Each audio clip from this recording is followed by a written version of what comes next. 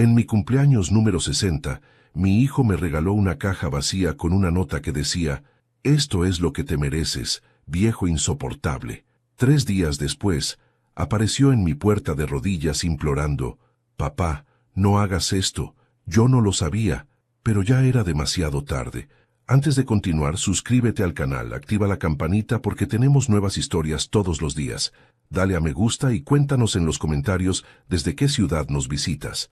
Mi nombre es Alberto Mendoza, y si hay algo que he aprendido en mis 60 años de vida, es que el dolor más profundo siempre viene de las personas que más amas.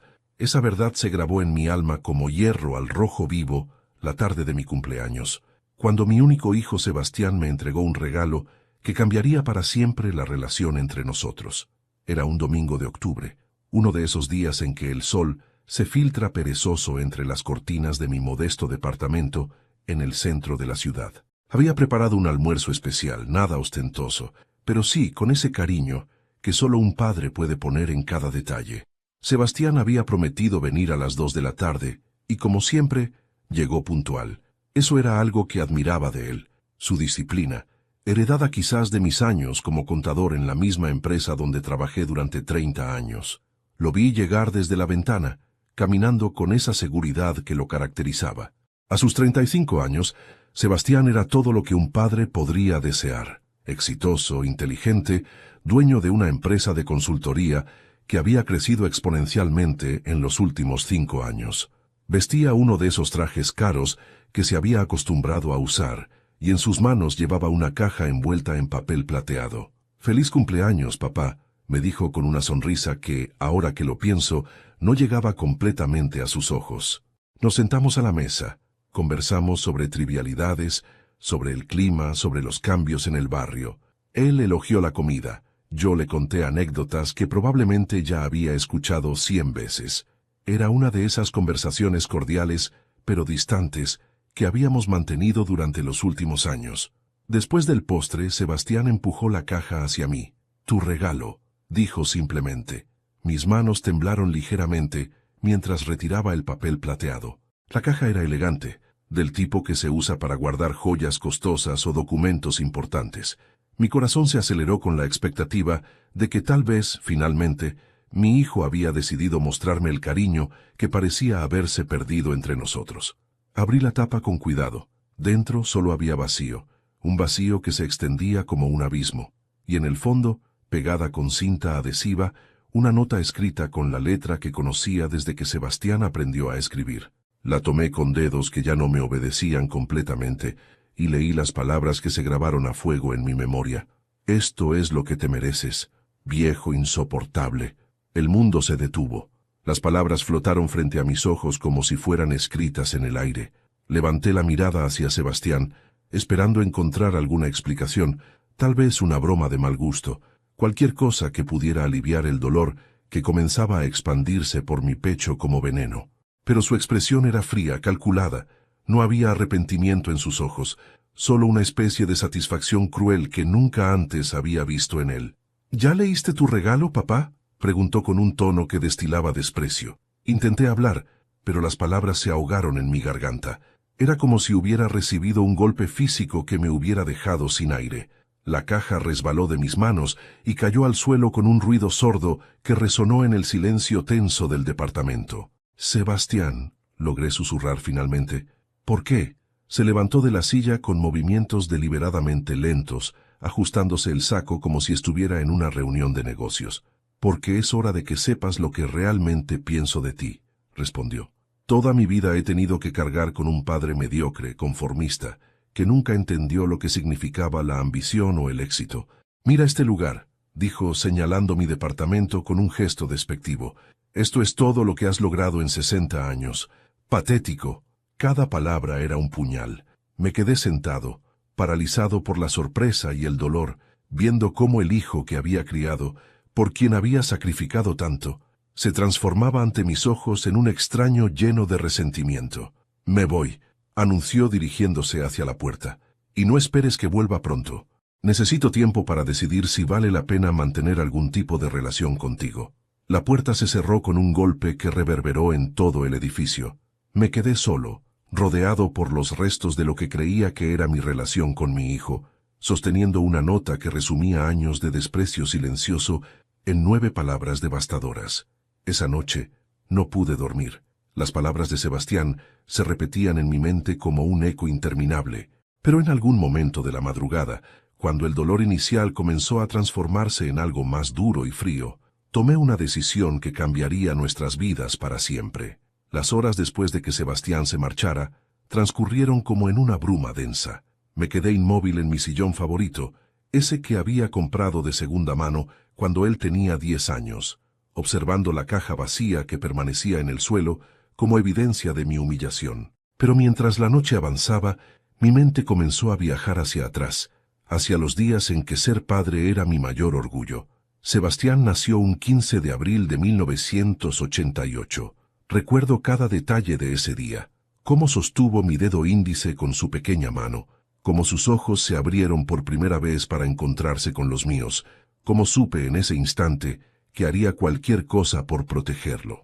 Su madre, Carmen, murió cuando él tenía apenas 2 años debido a complicaciones de una enfermedad que los médicos nunca pudieron diagnosticar completamente.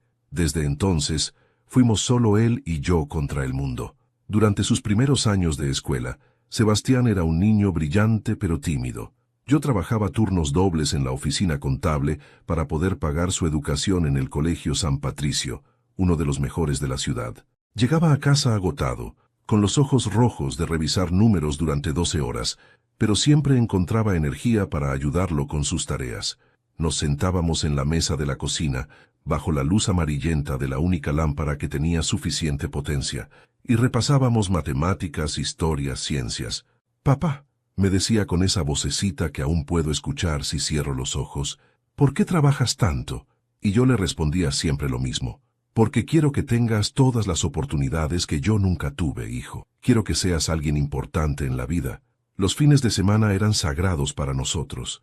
Caminábamos por el Parque Central, compartíamos un helado en la heladería de Don Ramón, íbamos al cine a ver las películas de superhéroes que a él tanto le gustaban. Recuerdo vívidamente el día que me pidió que le enseñara a andar en bicicleta.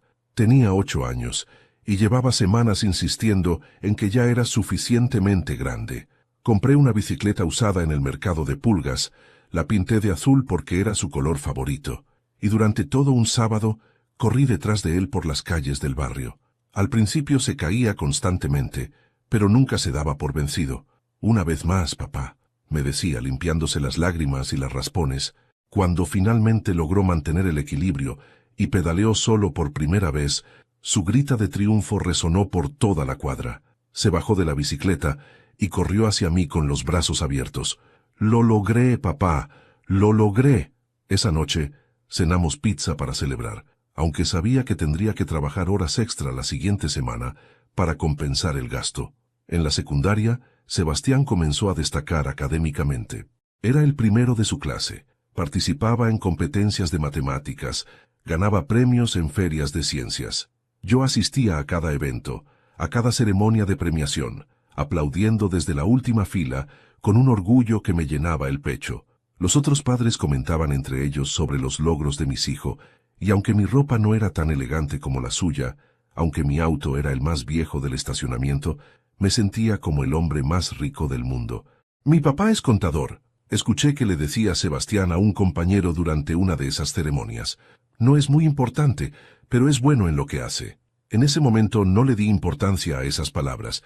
Pensé que era normal que un adolescente quisiera minimizar la profesión de su padre.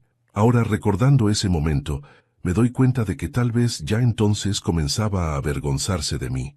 Durante sus años universitarios, mantuve mi rutina de trabajo extra para poder costear su educación en una universidad privada. Sebastián estudió administración de empresas con especialización en finanzas, siempre con las mejores calificaciones. Yo iba a visitarlo cada 15 días, llevándole comida casera y algo de dinero extra. Vivía en una residencia estudiantil, compartiendo habitación con otros 3 muchachos de familias acomodadas. Gradualmente, nuestras conversaciones se volvieron más superficiales. Él me hablaba de sus estudios, de sus planes futuros, pero ya no compartía conmigo sus dudas, sus miedos, sus sueños como cuando era niño. Cuando le preguntaba sobre sus amigos o sus actividades, sus respuestas eran cortantes, como si mis preguntas fueran una intrusión en su vida privada. El día de su graduación fue agridulce. Ver a Sebastián recibir su diploma con honores me llenó de una satisfacción profunda, pero también noté cómo evitaba presentarme a sus compañeros de clase. Cuando algunos padres se acercaron a felicitarme por el logro de mi hijo, él parecía incómodo, como si mi presencia fuera una mancha en su momento de triunfo. Después de la universidad, Sebastián consiguió rápidamente un empleo en una empresa multinacional. Su talento era innegable y en pocos años ascendió a posiciones directivas. Eventualmente, decidió independizarse y formar su propia empresa de consultoría. Yo seguía sus logros desde la distancia, orgulloso pero cada vez más excluido de su vida. Las visitas se volvieron esporádicas. Las llamadas telefónicas se redujeron a felicitaciones de cumpleaños y días festivos. Cuando intentaba invitarlo a almorzar o simplemente conversar, siempre tenía compromisos de trabajo, reuniones importantes, viajes de negocios. Estoy muy ocupado, papá. Se había convertido en su respuesta automática a cualquier invitación mía. Pero nunca, en mis peores pesadillas, imaginé que el niño que una vez gritó de alegría al aprender a andar en bicicleta, el adolescente que me abrazó cuando ganó su primer premio académico, el joven que lloró en mis brazos la noche antes de irse a la universidad, se convertiría en el hombre que me entregaría una caja vacía con una nota llena de desprecio en mi cumpleaños número 60. Mientras el amanecer comenzaba a filtrarse por las ventanas de mi departamento, una determinación fría y calculada se apoderó de mí. Si Sebastián había decidido que yo no merecía su respeto, tal vez era hora de mostrarle exactamente lo que significaba perder el mío. La muerte de Carmen marcó el inicio de una transformación, que ahora lo entiendo, plantó las primeras semillas del resentimiento en el corazón de Sebastián. Durante sus primeros años de vida, él había conocido el calor de una familia completa, y aunque era muy pequeño cuando ella murió, algo en su interior registró esa pérdida de manera profunda y permanente. Carmen había sido el equilibrio perfecto en nuestra pequeña familia. Donde yo era pragmático y cauteloso, ella era espontánea y soñadora. Mientras yo me preocupaba por las cuentas del mes y los gastos de la casa, ella llenaba nuestro hogar de risas, música y esa luz especial que solo una madre puede aportar. Sebastián la adoraba con esa devoción pura que solo los niños pequeños pueden sentir. Recuerdo vívidamente los últimos meses de Carmen. La enfermedad llegó como un ladrón silencioso, robándole fuerzas día a día. Al principio pensamos que era solo cansancio del trabajo, estrés por las responsabilidades de ser madre y esposa. Pero cuando comenzó a perder peso drásticamente y los dolores de cabeza se volvieron constantes, supimos que algo grave estaba ocurriendo. Los médicos se sucedieron uno tras otro, cada uno con teorías diferentes, tratamientos que parecían prometedores al principio, pero que finalmente resultaban inútiles. Yo gastaba cada peso que tenía, y muchos que no tenía, en consultas médicas, estudios especializados, medicamentos experimentales. Carmen me suplicaba que no nos endeudáramos tanto, pero yo no podía aceptar la idea de perderla. Durante ese periodo oscuro, Sebastián percibía la tensión en casa con esa intuición especial que tienen los niños.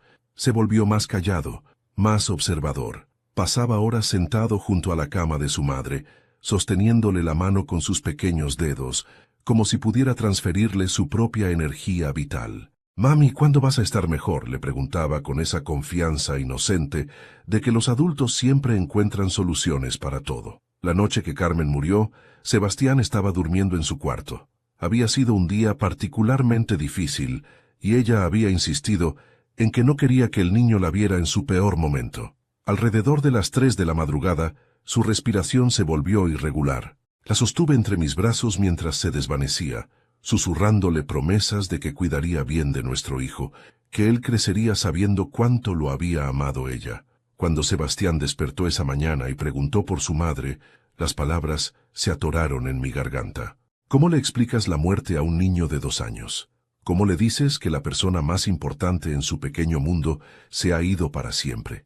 Simplemente le dije que mami había tenido que hacer un viaje muy largo y que ahora solo estábamos él y yo. Durante los meses siguientes, cometí el primer gran error de mi vida como padre. Sumido en mi propio dolor, me volqué obsesivamente al trabajo como una forma de escape. Pensaba que si trabajaba más horas, si ganaba más dinero, de alguna manera podría compensar la ausencia de Carmen. Contraté a una señora mayor, doña Esperanza, para que cuidara de Sebastián durante el día, pero yo llegaba a casa tarde, agotado y emocionalmente ausente. Sebastián comenzó a mostrar cambios preocupantes. Se volvió más independiente de lo que un niño de su edad debería ser. Aprendió a vestirse solo, a preparar su propia merienda, a encontrar maneras de entretenerse sin necesidad de supervisión adulta. Al principio pensé que era admirable su capacidad de adaptación, pero ahora entiendo que era un mecanismo de supervivencia.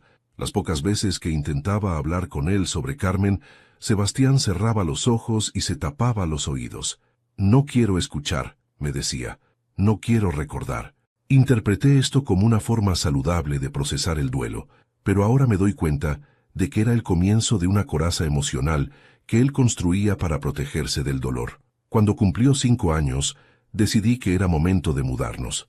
La casa donde habíamos vivido con Carmen estaba llena de recuerdos que me resultaban demasiado dolorosos. Pensé que un cambio de ambiente nos ayudaría a ambos a seguir adelante. Pero para Sebastián, esa mudanza significó perder los últimos vestigios físicos de los recuerdos de su madre. En nuestro nuevo departamento, más pequeño y modesto, establecí rutinas estrictas.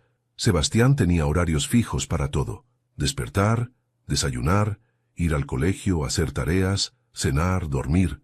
Creí que la estructura le daría seguridad, pero en realidad estaba creando un ambiente donde las emociones no tenían lugar. Durante los siguientes años, nuestra relación se basó principalmente en logros académicos y responsabilidades prácticas. Yo lo ayudaba con sus tareas, asistía a las reuniones escolares, me aseguraba de que tuviera todo lo necesario para sus estudios, pero rara vez hablábamos de sentimientos, de sueños, de miedos.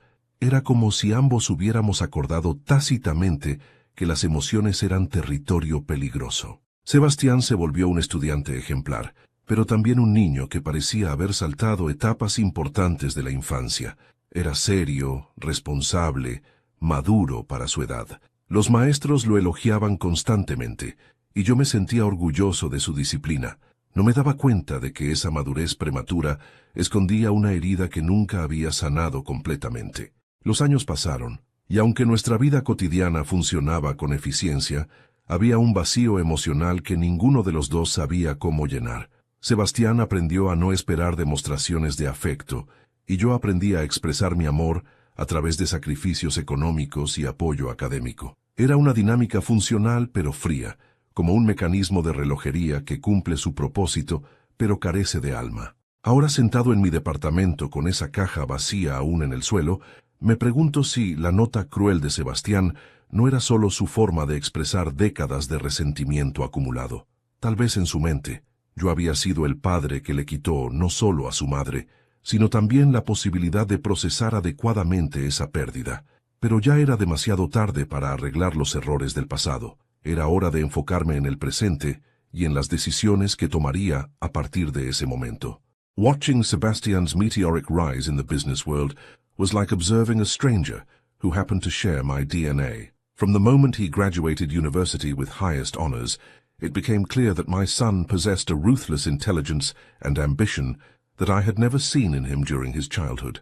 Perhaps it had always been there, hidden beneath the surface of the obedient and studious boy I thought I knew. Su primer empleo fue en Meridian Consulting, una firma internacional con oficinas en las principales capitales del mundo. Sebastián fue contratado como analista junior, pero en menos de 6 meses había impresionado tanto a sus superiores que lo ascendieron a asociado senior. Sus compañeros de trabajo, muchos de ellos con años más de experiencia, comenzaron a verlo como una amenaza, pero Sebastián parecía disfrutar de esa tensión competitiva. Durante nuestras cada vez más esporádicas conversaciones telefónicas, me contaba sobre sus proyectos con una pasión que nunca había mostrado por nada más. Hablaba de reestructuraciones corporativas, fusiones millonarias, estrategias de optimización que podían ahorrar a las empresas millones de dólares. Sus ojos se iluminaban de una manera que me resultaba extraña, como si hubiera encontrado su verdadero propósito en la vida. «Papá», me dijo durante una de nuestras últimas cenas en mi departamento, cuando él tenía 28 años, «he decidido independizarme. Voy a crear mi propia empresa de consultoría». Recuerdo que sentí una mezcla de orgullo y preocupación. Era admirable su valentía para emprender, pero también sabía lo difícil que era mantener un negocio propio. «¿Tienes suficientes ahorros? ¿Has pensado en todos los gastos iniciales?», le pregunté, cayendo automáticamente en mi rol de contador cauteloso. Sebastián me miró con una expresión que ahora reconozco como condescendencia apenas disimulada. «No te preocupes por eso», respondió. «Tengo todo calculado. Además, ya conseguí mi primer cliente importante. Van a pagarme más en 6 meses de lo que tú has ganado en años». Esas palabras me dolieron, pero las interpreté como la arrogancia natural de la juventud exitosa. La empresa de Sebastián, que bautizó como Castellanos Strategic Solutions, creció con una rapidez que desafiaba toda lógica económica. En su primer año de operaciones, ya tenía contratos con 3 empresas multinacionales. Para el segundo año, había abierto oficinas en 2 ciudades más. Para el tercero, estaba considerando expandirse internacionalmente. Yo seguía sus logros desde la distancia, leyendo sobre él en revistas de negocios y periódicos económicos. «El joven prodigio de la consultoría», lo llamaban. «El Midas de las reestructuraciones corporativas». Cada artículo incluía una fotografía de Sebastián en trajes que probablemente costaban más que mi salario mensual, posando en oficinas lujosas con vista panorámica de la ciudad. Intenté varias veces invitarlo a celebrar sus éxitos, pero siempre tenía compromisos más importantes. «Estoy cerrando un contrato con una empresa alemana», me decía, «o tengo una presentación crucial con inversionistas japoneses». Sus excusas eran siempre impresionantes, pero también eran barreras efectivas que mantenían nuestra relación en un estado de cordial distancia. La última vez que visitó mi departamento antes de mi cumpleaños número 60 fue hace 2 años. Llegó en un BMW negro último modelo, vestía un reloj que reconocí de una revista como Rolex, y cargaba un maletín de cuero italiano que probablemente costaba más que mi renta de 3 meses. Se sentó en mi viejo sofá como si fuera un trono temporario en territorio enemigo. Durante esa visita, noté cómo sus ojos recorrían mi departamento con una mezcla de nostalgia y desdén. Observaba los muebles que reconocía de su infancia, pero ahora los veía con los ojos de alguien acostumbrado al lujo. La mesa de la cocina donde una vez hacíamos sus tareas escolares, el televisor de 32 pulgadas, que había sido mi gran inversión años atrás, las cortinas que Carmen había elegido y que yo nunca tuve corazón para cambiar. «Papá», me dijo mientras bebía el café que le había preparado en mi mejor taza, «¿nunca has pensado en mudarte a un lugar más apropiado para tu edad?» La pregunta me tomó por sorpresa. Este departamento había sido nuestro hogar durante décadas, el lugar donde él había crecido, donde habíamos compartido miles de comidas y conversaciones. «¿Por qué habría de mudarme?», le pregunté. «Aquí tengo todos mis recuerdos, toda mi vida». Sebastián suspiró de una manera que me hizo sentir como si fuera un niño necio. «Es que, no sé cómo decirte esto sin sonar cruel, pero este lugar no refleja lo que nuestra familia ha logrado. Cuando mis socios o clientes preguntan sobre mi familia, es incómodo explicar que mi padre vive en un departamento de clase media-baja». Sus palabras fueron como una bofetada. Nunca había considerado que mi estilo de vida pudiera ser una fuente de vergüenza para él. Para mí, este departamento representaba décadas de trabajo honesto, de sacrificios hechos por amor paternal. Para él, era evidentemente una mancha en su imagen profesional cuidadosamente construida. «Podría ayudarte a conseguir algo mejor», continuó. «Tengo contactos en el sector inmobiliario. Podríamos encontrarte un apartamento en una zona más exclusiva, algo que sea más acorde con el éxito que hemos alcanzado como familia». La ironía de sus palabras no se me escapó. ¿Éxito que habíamos alcanzado como familia?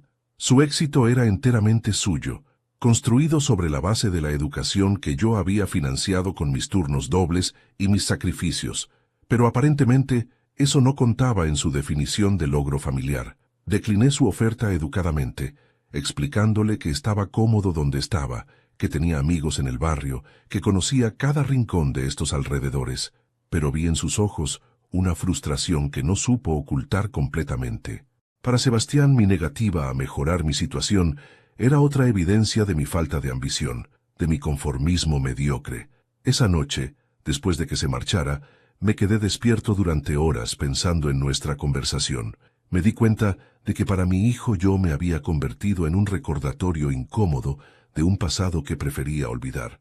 Mi vida modesta, mi trabajo de contador, mi departamento sencillo, todo era una contradicción viviente con la imagen de éxito sofisticado que él había construido para sí mismo. Pero nunca imaginé que esa incomodidad se había transformado en desprecio activo hasta el día de mi cumpleaños, cuando recibí esa caja vacía con su mensaje devastador. Los 2 días que siguieron a mi humillante cumpleaños pasaron en una bruma de incredulidad y dolor. Me quedé en mi departamento, sin contestar el teléfono, sin abrir las cortinas, viviendo en un estado de shock que me hacía cuestionar todo lo que creía saber sobre mi relación con Sebastián. Pero el tercer día, algo cambió. El dolor se cristalizó en una furia fría y calculada que no había sentido nunca antes en mi vida. Me levanté temprano esa mañana, me bañé, me vestí con mi mejor traje, el mismo que había usado para la graduación universitaria de Sebastián, y salí con un propósito que me daba escalofríos de anticipación. Mi primera parada fue el Banco Central de la ciudad, donde tenía una cita que había programado el día anterior con Roberto Vázquez, el gerente de cuentas privadas que había manejado mis finanzas durante los últimos 15 años. Roberto me recibió en su oficina con esa sonrisa profesional que se usa para clientes de larga data. Era un hombre de mi edad, padre de familia como yo, alguien que entendía el valor del trabajo honesto y los sacrificios parentales. Habíamos desarrollado una relación de respeto mutuo a lo largo de los años. Alberto, me dijo mientras revisaba algunos documentos en su escritorio, mencionaste por teléfono que querías hacer algunos cambios importantes en tus cuentas. ¿De qué se trata exactamente? Respiré profundamente antes de responder. Roberto, quiero cambiar completamente el beneficiario de mi cuenta de ahorros, mis inversiones y mi póliza de seguro de vida. También quiero establecer un fideicomiso con condiciones muy específicas. Sus cejas se alzaron con sorpresa. Durante todos esos años, él sabía que Sebastián era mi único heredero, el beneficiario natural de todo lo que había logrado ahorrar con tanto esfuerzo. ¿Hay algún problema familiar del que debería estar enterado? Preguntó con la discreción profesional que lo caracterizaba. Digamos que mi hijo me ha demostrado recientemente que no valora lo que he hecho por él durante toda su vida, respondí. Y he decidido que hay organizaciones benéficas que podrían hacer mejor uso de mi patrimonio. Roberto sacó varios formularios de un archivador y los colocó sobre su escritorio. Entiendo. Es una decisión importante, Alberto. ¿Estás completamente seguro de esto? Una vez que se procesen estos documentos, revertir estos cambios será un proceso complejo. Nunca he estado más seguro de algo en mi vida, le aseguré. Pero hay algo más. Quiero que estos cambios tengan efecto inmediato, pero no quiero que mi hijo se entere hasta que sea absolutamente necesario.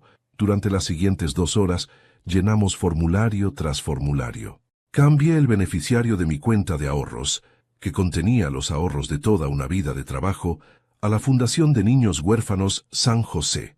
Mis inversiones en bonos del gobierno, acumuladas pacientemente durante décadas, fueron redirigidas hacia la Asociación de Ayuda a Ancianos Abandonados. Mi póliza de seguro de vida, que tenía un valor considerable, ahora beneficiaría al Hospital Público Infantil. Pero la verdadera obra maestra de mi plan era el fideicomiso. Había investigado durante horas en Internet sobre las mejores maneras de proteger un patrimonio de herederos no deseados y había encontrado una estructura legal que me daba exactamente lo que necesitaba: control total sobre cuándo y cómo se revelaría mi decisión. El fideicomiso se activará automáticamente si alguien con mi DNA intenta reclamar cualquier parte de mi herencia, expliqué a Roberto mientras firmaba el documento final. En ese momento, se enviará una carta certificada a esa persona, explicando exactamente por qué no recibirá ni un peso de mi patrimonio. Roberto revisó cuidadosamente todos los documentos antes de colocar su sello oficial en cada página. Alberto, debo preguntarte una vez más, ¿estás completamente seguro de esto? Estamos hablando de décadas de ahorros, de todo el patrimonio que has construido con tanto esfuerzo. Roberto, le dije mirándolo directamente a los ojos, Mi hijo me entregó una caja vacía en mi cumpleaños con una nota diciéndome que eso es lo que merezco. Pues bien, él también va a descubrir lo que se siente recibir exactamente lo que uno merece. Mi segunda parada esa tarde fue el estudio jurídico de Alejandra Morales, una abogada especializada en derecho familiar que había sido recomendada por Roberto. Era una mujer de unos 40 años, con una reputación excelente por manejar casos complejos de herencias y disputas familiares. Señor Mendoza, me dijo después de escuchar mi historia, lo que usted está planeando es completamente legal, pero debo advertirle que las consecuencias emocionales pueden ser devastadoras para su familia. ¿Ha considerado tal vez una conversación directa con su hijo antes de tomar medidas tan drásticas? Doctora Morales, respondí. Durante 35 años he tenido conversaciones con mi hijo. Durante 35 años he tratado de entender qué estaba pasando por su mente. ¿Por qué se alejaba cada vez más de mí? Esa caja vacía fue su respuesta definitiva a todas mis preguntas. Ahora es mi turno de responder. Alejandra preparó varios documentos adicionales que complementaban lo que había hecho en el banco. Un testamento completamente nuevo que reiteraba mis decisiones. Documentos que certificaban mi estado mental competente al momento de tomar estas decisiones. Y un poder notarial que me permitiría hacer cambios adicionales si fuera necesario. También quiero que prepare una carta, le dije. Una carta que se entregará automáticamente a mi hijo cuando el fideicomiso se active. Quiero que esa carta explique exactamente por qué tomé estas decisiones. Pasamos otra hora redactando esa carta. Cada palabra fue elegida cuidadosamente. Cada frase fue diseñada para máximo impacto emocional. Era mi oportunidad de explicar décadas de dolor, desilusión y amor no correspondido en un documento que Sebastián recibiría cuando finalmente entendiera las consecuencias de sus acciones. Cuando salí del estudio de Alejandra, ya era de noche. Caminé por las calles de mi barrio con una sensación extraña de ligereza, como si hubiera dejado caer un peso que había estado cargando durante años. Por primera vez desde mi cumpleaños, sonreí genuinamente. Esa noche dormí mejor de lo que había dormido en meses. Había tomado el control de una situación que me había hecho sentir impotente durante demasiado tiempo. Sebastián había querido demostrarme lo que merecía según su perspectiva. Muy pronto, él descubriría exactamente lo que merecía según la mía. No tenía idea de que mi plan se activaría mucho más pronto de lo que había anticipado. El miércoles por la mañana, exactamente 3 días después de haber firmado todos los documentos legales, estaba preparando mi desayuno cuando escuché unos golpes desesperados en mi puerta. No eran los golpes educados de una visita social, sino el tipo de golpes urgentes que sugieren una emergencia. Miré por la mirilla y mi corazón se detuvo por un momento. Sebastián estaba de pie en el pasillo, pero no se parecía en nada al hombre exitoso y arrogante que había estado en mi departamento 3 días antes. Su cabello, normalmente impecable, estaba despeinado y grasoso, como si no se hubiera bañado en días. Su traje, uno de esos caros que solía usar como armadura profesional, estaba arrugado y manchado. Pero lo que más me impactó fueron sus ojos, rojos, hinchados, con esa mirada de pánico que solo se ve en personas que han perdido todo control sobre sus vidas. Abrí la puerta lentamente, manteniendo la cadena de seguridad puesta. «Sebastián, ¿qué estás haciendo aquí?» «Papá», dijo con una voz quebrada que no reconocí, «necesito hablar contigo. Por favor, déjame entrar». No esperó mi respuesta. Simplemente se dejó caer de rodillas en el pasillo, justo frente a mi puerta. El sonido de sus rodillas golpeando contra el piso de concreto resonó por todo el edificio. Quité la cadena de seguridad y abrí completamente la puerta.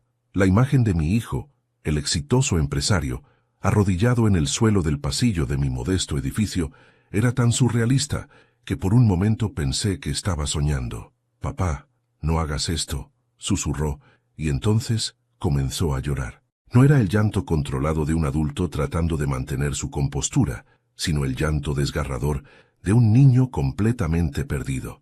«Por favor, papá, yo no lo sabía». «¿No sabías qué?», pregunté, aunque una parte de mí ya comenzaba a entender que algo había salido terriblemente mal con su vida perfectamente ordenada. «No sabía lo que había en esa caja», sollozó. «No sabía sobre la nota.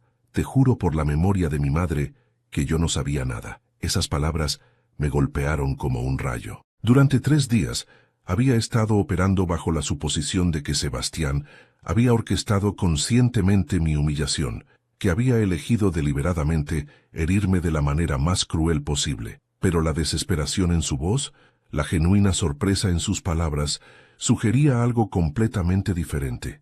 Sebastián, le dije, ayudándolo a levantarse y guiándolo hacia el interior del departamento, no entiendo lo que estás diciendo. Tú me entregaste esa caja. Tú estuviste aquí cuando la abrí. Se sentó en el sofá enterrando su cara entre sus manos. Sí, yo te entregué la caja, pero no sabía lo que había adentro. Creí que era un regalo real, papá. Un regalo que alguien más había preparado para ti. ¿Alguien más? ¿De quién estás hablando? Sebastián levantó la cabeza, y vi en sus ojos una confusión y un dolor que me recordaron al niño pequeño que una vez fue. Valeria, susurró, mi esposa. Todo esto fue idea de Valeria. El nombre me tomó completamente por sorpresa. Sebastián se había casado hace 2 años con Valeria Montesinos, hija de una familia de alta sociedad que yo había conocido solo brevemente durante la boda. Era una mujer hermosa y sofisticada, con títulos universitarios de Europa y conexiones familiares que habían ayudado a expandir el negocio de Sebastián, pero siempre había sentido una frialdad en ella, una distancia calculada que me había hecho sentir incómodo desde el primer momento. No entiendo, le dije. ¿Por qué Valeria haría algo así? Sebastián se pasó las manos por el cabello dejándolo aún más despeinado. Porque ella odia todo lo que representas, papá. Odia que vengas de la clase trabajadora. Odia que vivas en este barrio. Odia que yo tenga un padre que no encaja en su círculo social. Las palabras comenzaron a formar un patrón horrible en mi mente. Sigue, le dije. Ella ha estado presionándome durante meses para que corte completamente los lazos contigo. Dice que mi origen humilde está limitando mis oportunidades de crecimiento profesional, que mientras mantenga contacto contigo, nunca seré completamente aceptado en los círculos empresariales más exclusivos. Mi estómago se contrajo con una náusea que no tenía nada que ver con la comida. ¿Y tú qué le respondías? Al principio la defendía a ti, dijo, pero su voz sonaba avergonzada. Le decía que eras mi padre, que me habías sacrificado todo para darme una buena educación. Pero ella es muy persuasiva, papá. Gradualmente comenzó a plantar dudas en mi mente sobre si realmente habías hecho lo mejor para mí. ¿Qué tipo de dudas? Me decía que si realmente hubieras querido lo mejor para mí, habrías trabajado más duro para darnos una vida mejor. Que si hubieras tenido más ambición, yo no habría tenido que luchar tanto para llegar donde estoy. Que tu conformismo había sido en realidad una forma de egoísmo disfrazado de sacrificio. Cada palabra era como un puñal. Entender que mi hijo había sido manipulado sistemáticamente para que dudara de mi amor paternal era casi más doloroso que pensar que él había llegado a esas conclusiones por sí mismo. ¿Y la caja? Pregunté. Ella dijo que había comprado un regalo perfecto para ti, algo que representara cuánto había crecido nuestra familia financieramente. Me pidió que se lo entregara sin abrirlo, que fuera una sorpresa para ambos. Su voz se quebró otra vez. Nunca me imaginé que había puesto esa nota horrible adentro. ¿Cuándo te diste cuenta? Ayer por la noche. Llegué a casa y le conté lo que había pasado. ¿Cómo habías reaccionado al abrir la caja? Esperaba que se sintiera mal por la broma cruel, pero en cambio se puso a reír. Se reía y me decía que por fin habíamos logrado deshacernos del viejo patético que arrastrábamos como una carga. Sebastián comenzó a llorar otra vez, más fuerte esta vez. En ese momento entendí todo, papá. Entendí que había sido manipulado durante meses, que había permitido que alguien más me convenciera de sentir vergüenza por el padre más generoso y amoroso que cualquier hijo podría desear. Sus palabras me llenaron de una mezcla compleja de alivio y furia. Alivio por saber que mi hijo no me odiaba realmente, pero furia por entender la extensión de la manipulación que había sufrido. ¿Qué hiciste cuando te diste cuenta?, pregunté. Confronté a Valeria. Le grité, le dije que era una persona horrible, pero ella no mostró ni pizca de arrepentimiento. Me dijo que si yo no tenía las agallas para cortar lazos con mi pasado mediocre, entonces tal vez yo no era el hombre que ella había creído que era. Y entonces le dije que se fuera de la casa, que nuestro matrimonio había terminado, que no podía estar casado con alguien capaz de tanta crueldad. Se secó las lágrimas con la manga de su camisa arrugada. Papá, necesito tu perdón. Necesito que sepas que jamás habría hecho algo así conscientemente. Lo miré sentado en mi sofá, destruido y vulnerable, y sentí una ola de amor paternal que no había experimentado en años. Pero también recordé los documentos que había firmado 3 días antes, las decisiones irreversibles que había tomado, basándome en información incompleta. Sebastián, le dije suavemente, hay algo que necesitas saber. Mientras observaba a mi hijo destrozado en mi sofá, una parte de mí quería confesarle inmediatamente sobre los documentos que había firmado, sobre cómo había cambiado mi testamento y redirigido mi herencia completa hacia organizaciones benéficas. Pero algo en su relato no me sonaba completamente correcto. Había demasiadas coincidencias, demasiados detalles que parecían diseñados para generar máxima simpatía. Sebastián, le dije cuidadosamente, antes de continuar necesito que me cuentes exactamente cómo conociste a Valeria, y quiero que seas completamente honesto conmigo. Su expresión cambió sutilmente, una microexpresión de alarma que desapareció tan rápido que casi no la capté. ¿Por qué quieres saber eso ahora, papá? Pensé que estábamos hablando sobre el perdón, sobre reconstruir nuestra relación. Porque algo no me cuadra en tu historia, respondí. Tú no eras un niño manipulable cuando te casaste con Valeria. Eras un hombre adulto de 33 años, un empresario exitoso con suficiente experiencia para reconocer cuando alguien está tratando de influenciarte. Sebastián se movió incómodamente en el sofá. Es que ella es muy sutil, papá. No es que me dijera directamente que cortara lazos contigo. Fue un proceso gradual. ¿Qué tan gradual? Insistí. Dame ejemplos específicos. Durante los siguientes 20 minutos, Sebastián me relató una serie de incidentes supuestamente inocentes, donde Valeria había plantado semillas de duda sobre mi valor como padre y como persona. Según su versión, ella hacía comentarios aparentemente casuales sobre cómo otros empresarios exitosos venían de familias con mejor posición social, o cómo era extraño que alguien tan inteligente como él tuviera un padre que había elegido una vida tan modesta. Pero mientras escuchaba, mi mente analítica de contador comenzó a detectar inconsistencias.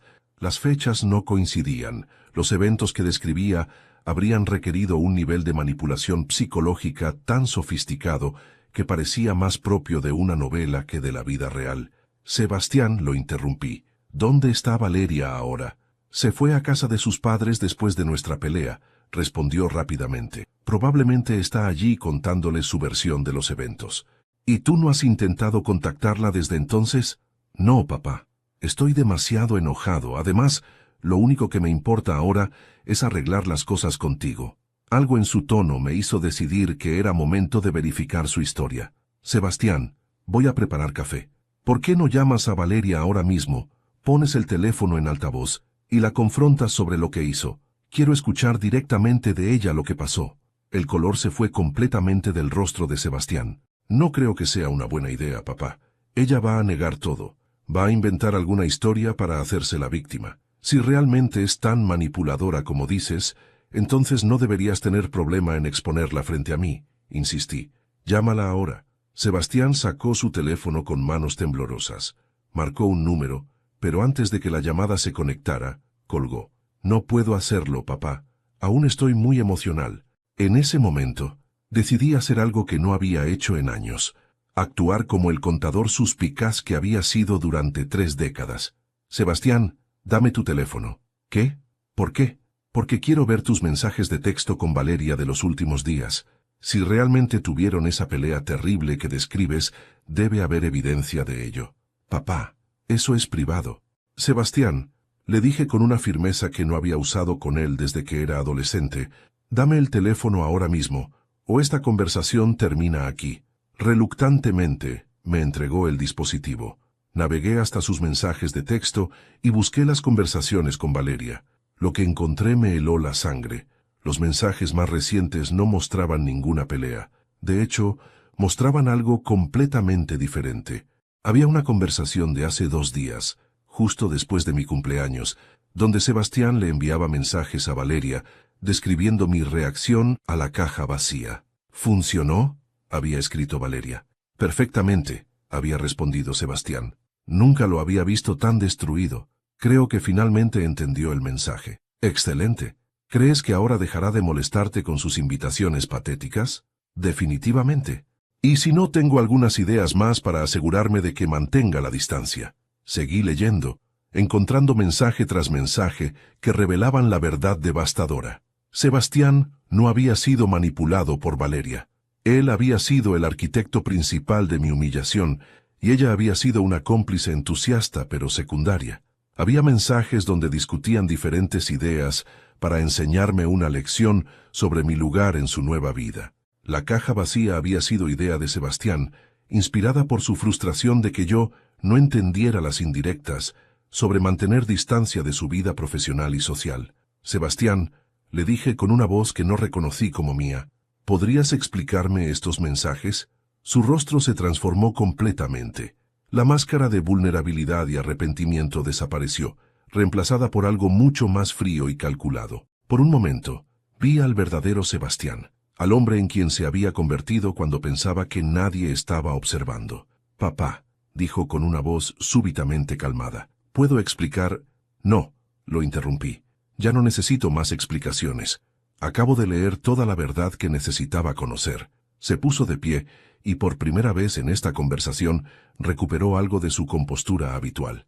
Está bien, papá. Sí, la caja vacía fue mi idea. Sí, quería que supieras exactamente lo que pienso de tu vida patética y de tus intentos desesperados de mantener una relación que dejó de existir hace años. ¿Por qué viniste aquí entonces?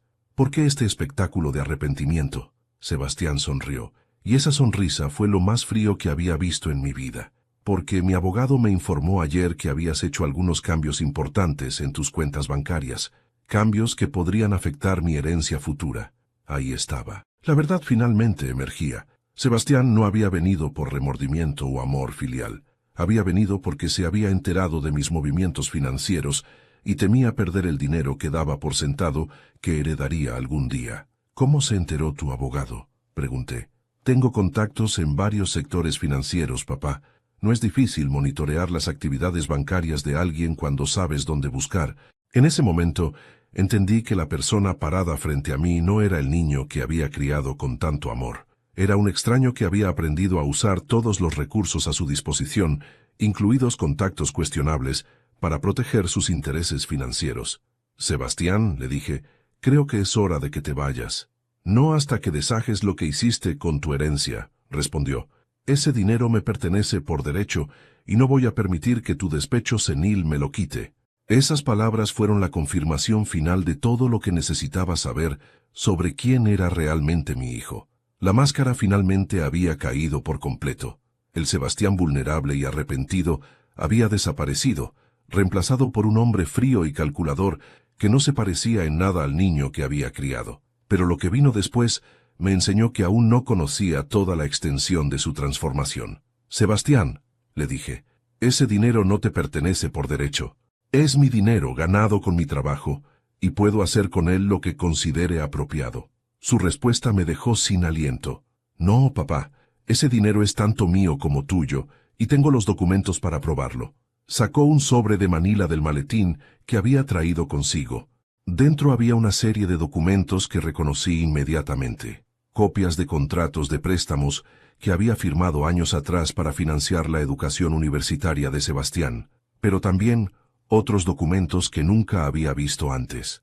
¿Recuerdas cuando me ayudaste a conseguir el préstamo para establecer mi empresa?, preguntó con una sonrisa que me erizó la piel. ¿Recuerdas que tuviste que poner tu departamento como garantía colateral? Sí, lo recordaba. Había sido hace 7 años, cuando Sebastián necesitaba capital inicial para Castellanos Strategic Solutions. Yo había hipotecado mi departamento para ayudarlo a conseguir un préstamo bancario de $200,000. Sebastián había prometido pagar el préstamo dentro de 2 años, una promesa que había cumplido puntualmente. Ese préstamo ya fue pagado completamente, le recordé. Sí, fue pagado, confirmó, pero lo que tú no sabías es que cuando se pagó, yo transferí la hipoteca a mi nombre en lugar de cancelarla completamente. Técnicamente, ahora soy el propietario legal de este departamento.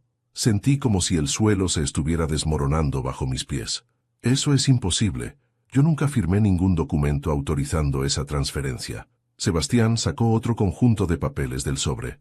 ¿Recuerdas cuando viniste a mi oficina hace 3 años para firmar algunos documentos de actualización para tu póliza de seguro? ¿Recuerdas que mi asistente notarió tu firma? Una náusea horrible comenzó a crecer en mi estómago. Sí, recordaba ese día. Sebastián me había dicho que era rutina legal, que necesitaba actualizar algunos beneficiarios en mi póliza de seguro para proteger mejor mis intereses.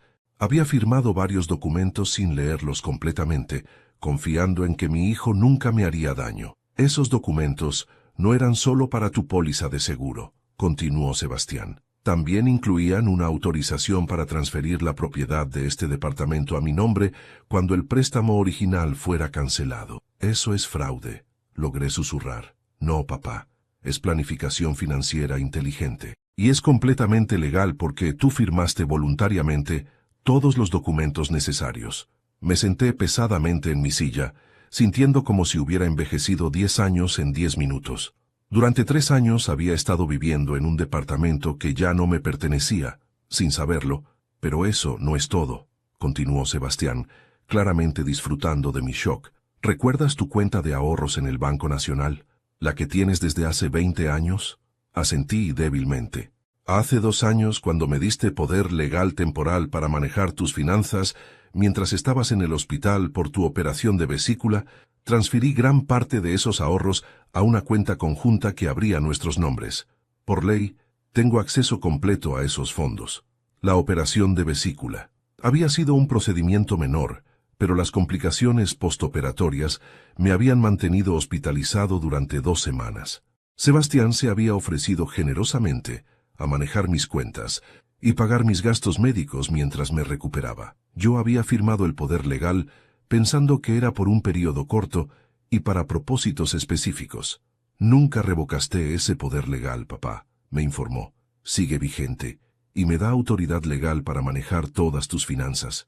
¿Cuánto dinero transfiriste?, pregunté, con una voz que apenas era un susurro. Aproximadamente $180,000, la mayor parte de tus ahorros de toda la vida. Era como si me hubieran golpeado con un martillo. Todo mi patrimonio, construido durante décadas de trabajo honesto y sacrificios, había sido sistemáticamente transferido a mi hijo sin que yo lo supiera. ¿Por qué?, fue todo lo que pude preguntar. Porque sabía que algún día tendrías una crisis sentimental como la que acabas de tener, respondió con una frialdad que me aterrorizó. Sabía que podrías hacer algo estúpido, como cambiar tu testamento o donar tu dinero a caridades. Decidí proteger nuestro patrimonio familiar antes de que pudieras dañarlo con tus emociones. Nuestro patrimonio. Ese dinero era el resultado de mi trabajo. Ese dinero era el resultado de décadas de vida mediocre, me interrumpió. Yo he multiplicado ese capital varias veces a través de inversiones inteligentes. He convertido tu mediocridad financiera en verdadera riqueza. Entonces, ¿por qué estás aquí? Si ya tienes todo mi dinero, ¿por qué te preocupa lo que hice en el banco hace 3 días? Sebastián sonrió de nuevo, pero esta vez había algo nervioso en su expresión. Porque hay algunas cuentas e inversiones que no pude transferir debido a restricciones legales. Tu nueva póliza de seguro de vida, por ejemplo, y algunos bonos del gobierno que están a tu nombre únicamente. También está el fideicomiso que estableciste. Ahí estaba el problema. A pesar de toda su planificación, Sebastián no había podido acceder a todo mi patrimonio. Los documentos que había firmado con Roberto y Alejandra habían protegido una porción significativa de mis activos, precisamente porque habían sido diseñados para ser inaccesibles para herederos no deseados. ¿Cuánto queda?, pregunté. Aproximadamente 150,000 en activos que están fuera de mi alcance, admitió reluctantemente. Pero es dinero que me corresponde, papá. Dinero que necesito para consolidar algunas inversiones importantes. En ese momento, entendí completamente lo que había pasado. Sebastián había estado robándome sistemáticamente durante años, apropiándose de mi patrimonio poco a poco, y ahora estaba desesperado por conseguir los últimos activos que habían escapado de su control. La ironía era perfecta. Al tratar de castigar a mi hijo por su crueldad, había accidentalmente protegido una porción de mi patrimonio de su avaricia sistemática. Sebastián, le dije, quiero que salgas de mi departamento inmediatamente. No puedo hacer eso, papá, respondió, no hasta que deshajes los cambios que hiciste en tus cuentas. Este ya no es mi departamento, según tú, así que técnicamente tú me estás pidiendo que me vaya de tu propiedad. Su sonrisa se volvió genuinamente cruel. Exactamente. Y si no cooperas, tendré que tomar medidas legales para asegurar mis derechos de propiedad. Entendí que mi hijo no solo se había convertido en un extraño, se había convertido en mi enemigo. Esa noche, después de que Sebastián finalmente se marchara con la promesa de darme 48 horas para reconsiderar mi posición, no dormí ni un solo minuto. Me quedé sentado en mi silla favorita, mirando las paredes de un departamento que aparentemente ya no me pertenecía, sintiendo cómo décadas de amor paternal se transformaban en algo mucho más oscuro y poderoso. A las 6 de la mañana, hice la primera llamada de lo que sería el día más importante de mi vida. Marqué el número de Alejandra Morales, mi abogada, y le dejé un mensaje en su contestadora. Doctora Morales, soy Alberto Mendoza. Necesito verla urgentemente hoy. Han surgido complicaciones que requieren acción legal inmediata. Mi segunda llamada fue a Roberto Vázquez en el banco. Roberto, necesito una cita de emergencia. Creo que alguien ha estado accediendo ilegalmente a mis cuentas y necesito su ayuda para verificar todas las transacciones de los últimos 5 años. Pero mi tercera llamada fue la más importante. Marqué el número de Carlos Herrera, un investigador privado que había conocido años atrás cuando trabajé en un caso de fraude corporativo para mi antigua empresa. Carlos se especializaba en investigaciones financieras y tenía contactos en bancos, firmas legales y oficinas gubernamentales que podrían ser útiles. Carlos, le dije cuando contestó, necesito que investigues a fondo las finanzas y actividades legales de mi hijo. Creo que ha estado cometiendo fraude y necesito evidencia sólida lo más pronto posible. A las 9 de la mañana estaba en la oficina de Alejandra, con todos los documentos que Sebastián me había mostrado el día anterior. Después de revisar todo cuidadosamente, su veredicto fue claro pero complicado. Alberto, me dijo, técnicamente, lo que su hijo hizo no es ilegal. Usted firmó voluntariamente todos estos documentos. Sin embargo, hay evidencia de que él no le reveló completamente las implicaciones de lo que estaba firmando, lo cual podría constituir fraude por omisión. ¿Qué opciones tengo? Podemos impugnar estas transacciones argumentando que fueron hechas bajo engaño. También podemos presentar cargos criminales por abuso de poder legal, pero será un proceso largo y costoso, y el resultado no está garantizado. Doctora, le dije, no me interesa recuperar el dinero. Lo que me interesa es asegurarme de que Sebastián entienda que hay consecuencias para sus acciones. Alejandra me miró con curiosidad. ¿Qué tiene en mente? Durante la siguiente hora le expliqué mi plan. Era arriesgado, potencialmente costoso y definitivamente vengativo. Pero era también completamente legal y, si se ejecutaba correctamente, devastadoramente efectivo. A las 2 de la tarde estaba en el banco con Roberto, revisando 5 años de registros financieros. Lo que encontramos fue aún peor de lo que había imaginado. Sebastián no solo había transferido mis ahorros a cuentas conjuntas, también había usado mi poder legal para hacer inversiones riesgosas con mi dinero, algunas de las cuales habían resultado en pérdidas significativas. Roberto, le dije, quiero que congeles inmediatamente todas las cuentas donde aparezco como cotitular, y quiero que inicies una investigación interna sobre cómo estas transferencias fueron aprobadas sin notificación adecuada al titular principal. Eso podría crear problemas legales para su hijo, me advirtió. Ese es exactamente el punto. A las 4 de la tarde, Carlos me llamó con información que superó mis expectativas más salvajes. Su investigación había revelado que Sebastián había usado técnicas similares con otros miembros de familia. La abuela materna de Sebastián, que había muerto 2 años atrás, había donado $50,000 a Sebastián poco antes de su muerte, bajo circunstancias que ahora parecían sospechosas. Hay más, me dijo Carlos.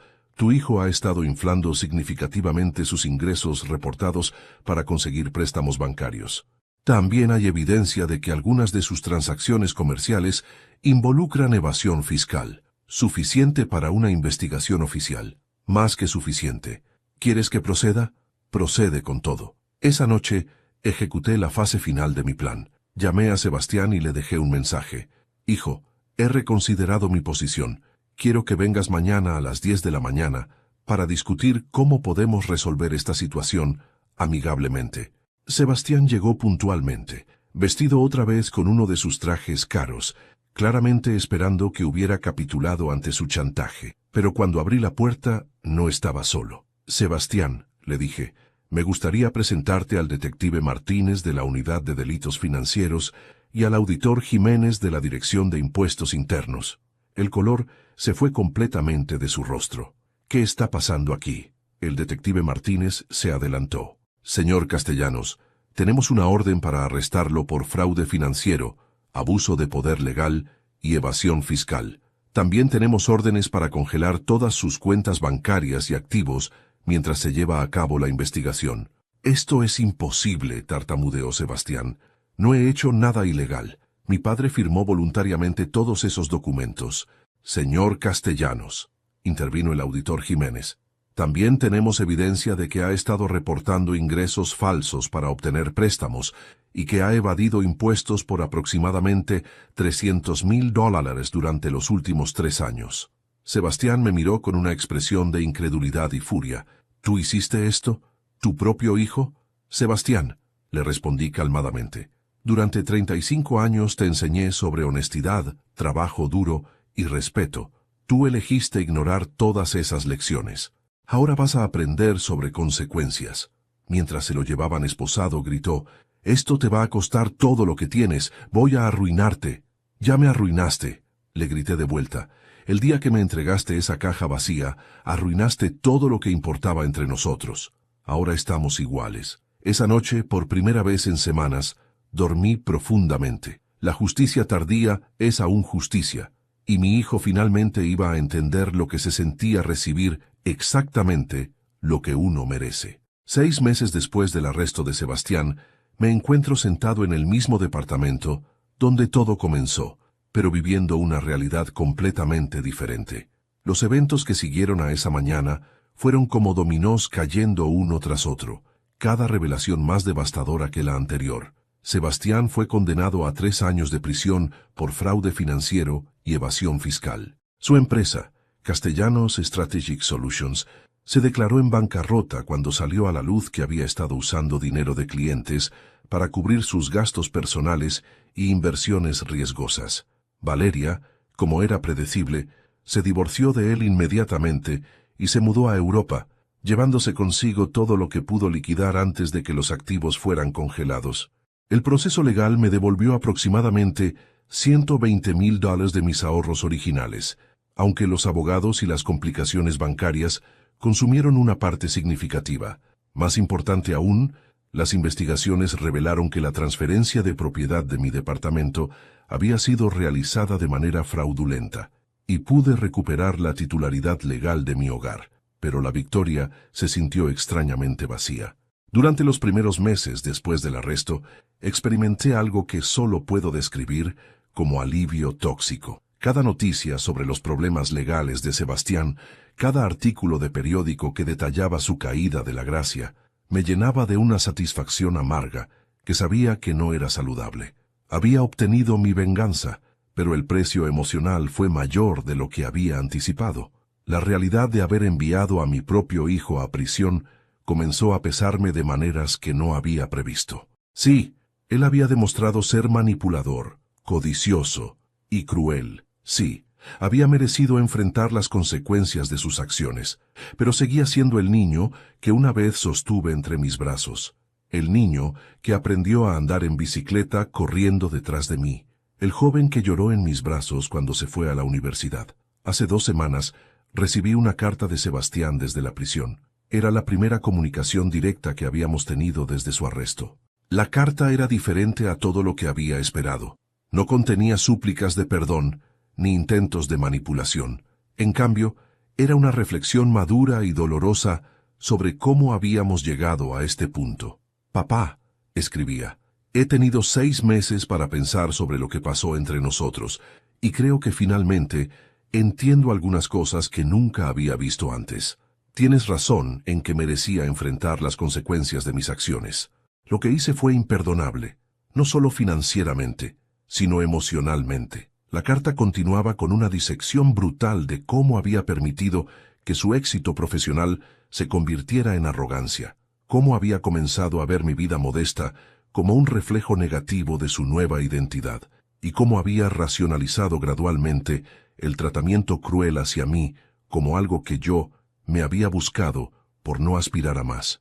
Pero también he comenzado a entender algo sobre ti, continuaba. He comenzado a entender que tu decisión de enviarme a prisión no fue solo sobre justicia, fue sobre un padre que finalmente llegó al límite de su tolerancia y decidió que prefería perder a su hijo completamente antes que continuar siendo abusado por él.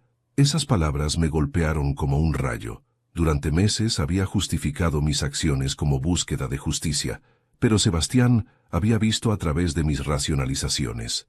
Tenía razón. En algún nivel profundo, había elegido destruir nuestra relación completamente porque prefería el vacío limpio de no tener hijo a la agonía constante de tener un hijo que me despreciaba. No te estoy pidiendo perdón, concluía la carta, porque entiendo que algunas heridas son demasiado profundas para sanar, pero quería que supieras que ahora entiendo lo que perdí. No perdí dinero o estatus o oportunidades profesionales. Perdí al único hombre que me amó incondicionalmente durante 35 años, y esa pérdida es mucho más devastadora que cualquier sentencia de prisión. Después de leer esa carta 10 veces, tomé una decisión que me sorprendió a mí mismo. Fui a visitarlo. La prisión era un lugar frío y estéril, lleno de sonidos metálicos y olores institucionales que me recordaron por qué había trabajado tan duro toda mi vida para evitar lugares como ese. Cuando trajeron a Sebastián a la sala de visitas, mi primera impresión fue lo mucho que había cambiado. Había perdido peso, su cabello estaba más gris, y había una humildad en su postura que nunca había visto antes. Nos sentamos frente a frente separados por una mesa de metal, dos extraños que una vez habían sido padre e hijo, tratando de encontrar palabras para décadas de amor, dolor y decepciones mutuas. «Papá», me dijo simplemente, «gracias por venir». «No sé por qué vine», le respondí honestamente. «Yo tampoco», admitió, «pero me alegra que lo hayas hecho». Hablamos durante una hora sobre todo y nada, sobre cómo estaba adaptándose a la vida en prisión, sobre los libros que estaba leyendo, sobre los programas de rehabilitación en los que participaba. Evitamos cuidadosamente hablar sobre el pasado o el futuro, enfocándonos en el presente seguro de conversación trivial. Cuando ya casi se había acabado el tiempo de visita, Sebastián me dijo, «Papá, hay algo que necesito que sepas. Nunca volveré a pedirte dinero, apoyo financiero, o que cambies las decisiones que tomaste sobre tu herencia. Eso está resuelto para siempre. Pero si algún día, cuando salga de aquí, quisieras que fuéramos a tomar un café como dos personas que están tratando de conocerse otra vez, me gustaría mucho esa oportunidad». Cuando salí de la prisión esa tarde, no estaba seguro de cómo me sentía. No había experimentado el alivio catártico que había esperado, ni la reconciliación emocional de las películas. En cambio, sentía algo más complejo, una mezcla de tristeza por todo lo que habíamos perdido, alivio por haber puesto límites firmes y una pequeña semilla de esperanza sobre la posibilidad de que tal vez, en algún futuro distante, pudiéramos encontrar una nueva forma de relacionarnos. Ahora, mientras escribo estas palabras en mi departamento recuperado, rodeado por fotografías de un Sebastián niño que ya no existe, entiendo que algunas historias no tienen finales completamente felices o completamente trágicos. A veces, la justicia y el amor entran en conflicto, y las decisiones que tomamos para protegernos también nos lastiman de maneras que no habíamos previsto. ¿Fue correcto lo que hice? ¿Valió la pena sacrificar la relación con mi único hijo para enseñarle una lección sobre respeto y consecuencias? No lo sé, pero sí sé que por primera vez en años, cuando me miro en el espejo, veo a un hombre que se respeta a sí mismo, que puso límites firmes cuando fue necesario, y que eligió su propia dignidad por encima de la comodidad de ser abusado por alguien que amaba. El amor paternal no siempre significa permitir que nuestros hijos nos lastimen sin consecuencias. A veces, amar verdaderamente significa estar dispuesto a perder la relación para salvar lo que queda de respeto mutuo. Sebastián sale en libertad en 2 años. No sé si vendrá a buscarme para ese café que mencionó. No sé si yo estaré listo para esa conversación si viene. Pero sí sé que si algún día nos volvemos a encontrar, será como dos hombres que han aprendido el verdadero precio de sus decisiones, y tal vez eso sea suficiente base para construir algo nuevo, o tal vez no, y también está bien.